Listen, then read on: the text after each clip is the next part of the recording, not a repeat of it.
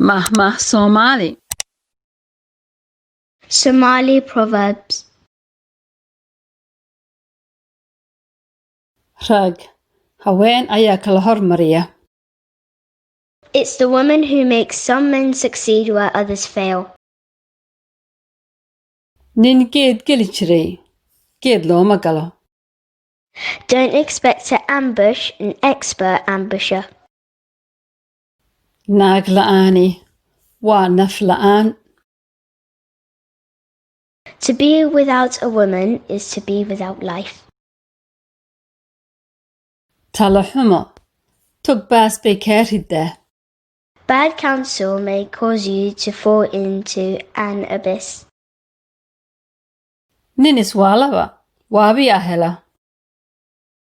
The aggressive man ultimately encounters a more aggressive man.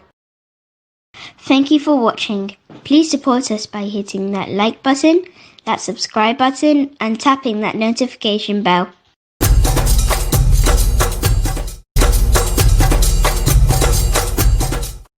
Haddii aad ku cusub tahay channelkayaga, fadlan taabo subscribe, like, amba share si aad noo taageerto.